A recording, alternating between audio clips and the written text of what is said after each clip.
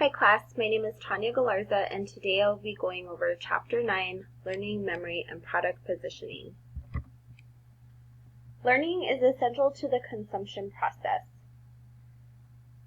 In fact, consumer behavior is a largely learned behavior.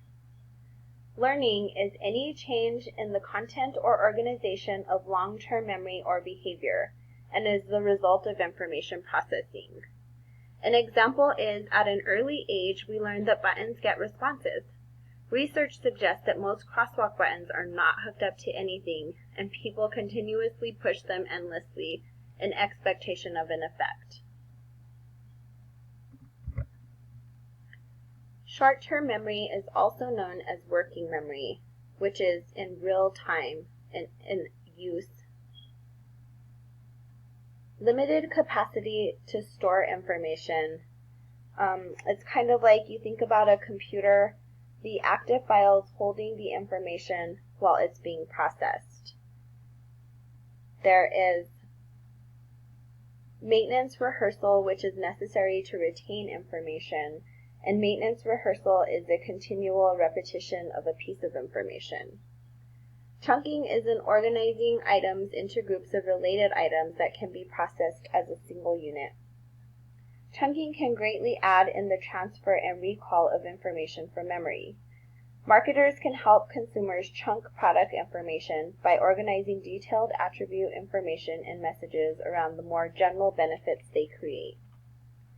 Elaborative activities are the use of previously stored experiences, values, attitudes, beliefs, and feelings to interpret and evaluate information in working memory. These serve to redefine and add new elements to memories. These take place in short-term memory. Elaborative activities can involve both concepts and imagery. Concepts are abstractions of reality that capture the meaning of an item in terms of other concepts. Imagery involves concrete sensory representations of ideas, feelings, and objects. It permits a direct recovery of aspects and past experiences. Elaboration increases the chance that information will be transferred to long-term memory. Long-term memory is viewed as an unlimited, permanent storage. It can store numerous types of information, such as concept, rules, and processes. Marketers are particularly interested in semantic memory, which is the basic knowledge and feelings about a concept. An example would be Lexus being categorized as a luxury vehicle. Episodic memory is a memory of a sequence of events that a person has participated. It can elicit strong imagery and feelings. An example is a first date. The memory of the first date can bring back what it felt like to get butterflies in your stomach or anxiety. Marketers use this to evoke positive feelings or memories to associate to their brand. Flashbulb memories are part of the episodic memory. Memories of circumstances surrounding a novel event. They are different from ordinary experiences. They are looked at as a particular scene or special memory. Schemas are ideas and categories in memory to create complex webs of association to people, objects, and places. Scripts are memory of how an action sequence should occur. Long-term memory retrieval. Accessibility is the likelihood and ease in which information can be recalled. This can be enhanced by rehearsal, repetition, and elaboration. An example is Coca-Cola. Some people, including myself, would refer to a soda as a Coke because of Coca-Cola's repetition in advertising. An illicit memory is a traditional memory recall, a conscious recall of an exposure or event. An implicit memory is a non-conscious retrieval of preciously encountered stimuli.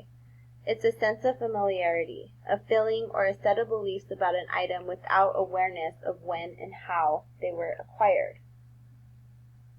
One study found that over time, a brand's image becomes increasingly similar to the TV show in which it appears, even when consumers don't remember seeing the brand placements. Learning under high and low involvement. We as consumers learn in different ways, which can be either low or high involvement learning.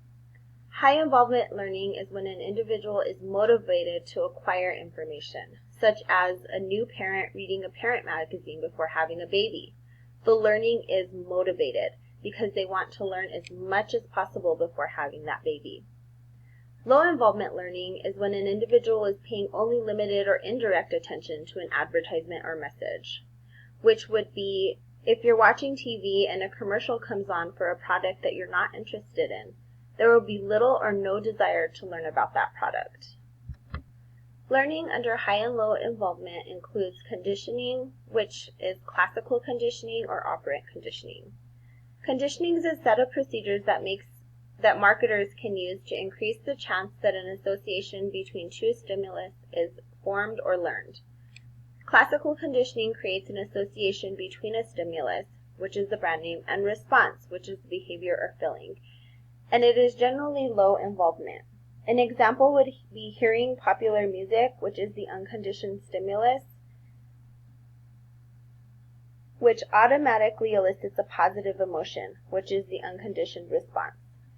In many situations, if music is consistently paired with a particular brand or other product, which is the conditioned stimulus, the brand itself may come to elicit the same positive emotion, which is the conditioned response. Operant condition is the attempt to create association between a response, which is the buying brand, and some outcome, which is the satisfaction. It is usually high involvement in nature. So an example of this would be sending out free samples in the mail. Many consumers would try the free sample, which is the desired response, to the extent that they seek pleasure, a positive outcome that serves as reinforcement. The probability of continued consumption is increased. Cognitive learning are mental activities that humans use to solve problems, cope with complex situations, or function. It involves learning ideas, concepts, attitudes, and facts that contribute to our ability to reason, solve problems, and learn relationships without direct experience or reinforcement. Iconic role learning is a concept or the association between two or more concepts in the absence of conditioning. An example is an ad says, "Ketoprofen is a headache remedy," and the association is the new concept, ketoprofen, with the existing concept, which is headache remedy. If you notice the distinction from conditioning in that there is neither an unconditioned stimulus nor a direct reward or reinforcement involved. Through iconic role learning, consumers may form beliefs about the characteristics or attributes of products without being aware of the source of the information. So when the need arises, a purchase may be made based on those beliefs. Vicarious learning or modeling is observing others to find an outcome of various courses of action. An example would be purchasing a new suit shortly after taking a job. A consumer may deliberately observe the styles worn by others at work or by role models. Analytical reasoning is the most complex. It's where individuals use thinking to reconstruct and recombine existing and new info to form new associations and concepts. A high involvement example would be a consumer buying a car carefully processes information about a new gas or electric hybrid car by using the analogy of homes powered by solar energy. The strength of learning depends on 6 basic factors: importance, message involvement, mood, reinforcement, repetition, and dual coding. Importance refers to the value that consumers place on the information to be learned. Importance might be driven by inherent interest in the product or brand, or by the need to make a decision in the near future.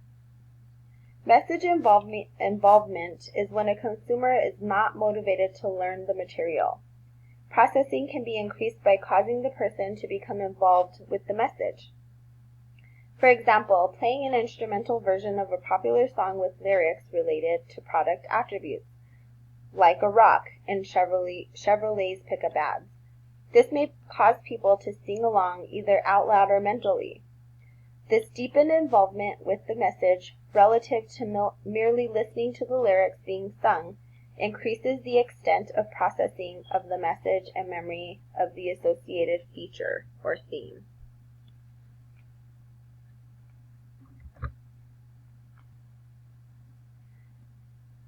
When looking at mood, a positive mood during the reception of information appears to enhance its relational elaboration.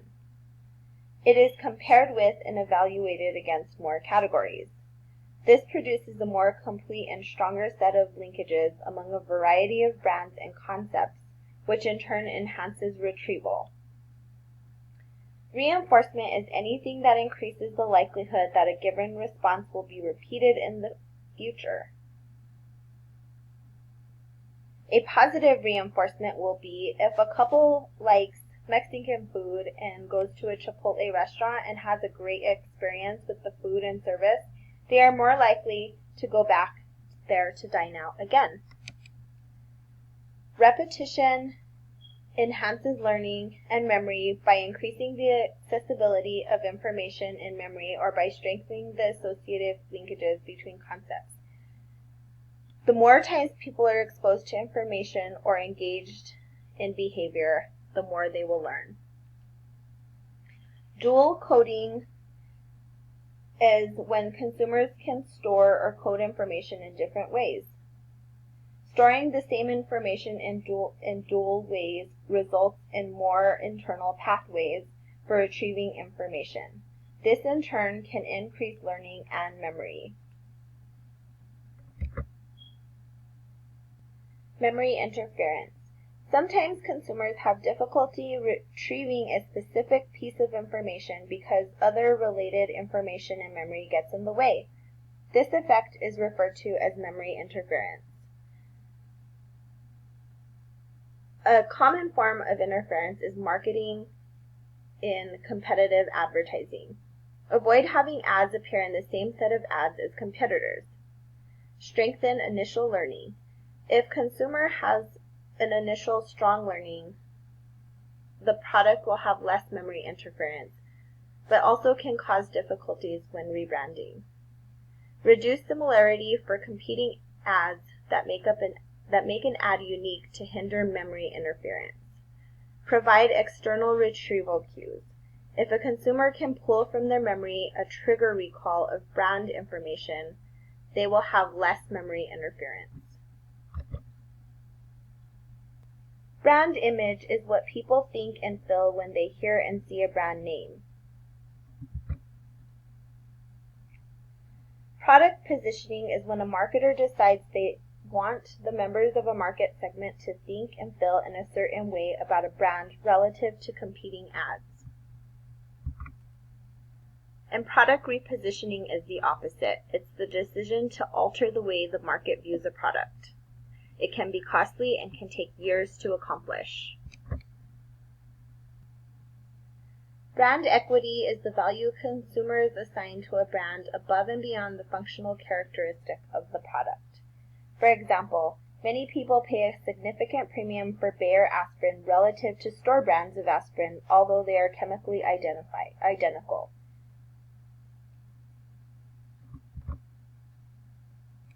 Brand leverage is sometimes termed as brand extension, and must have a strong positive image, and the new product must fit in with at least 4 dimensions: the complement, the substitute, the transfer, and the image.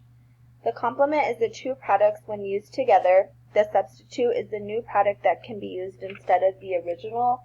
The transfer is consumers see the new product as requiring the same manufacturing skills as the original, and the image is the new product shares a key image and component with the original. A successful brand extension would be Coleman Camping of stoves and lanterns went into a complete line of camping equipment, and an unsuccessful would be Country Time Lemonade could not expand into apple cider.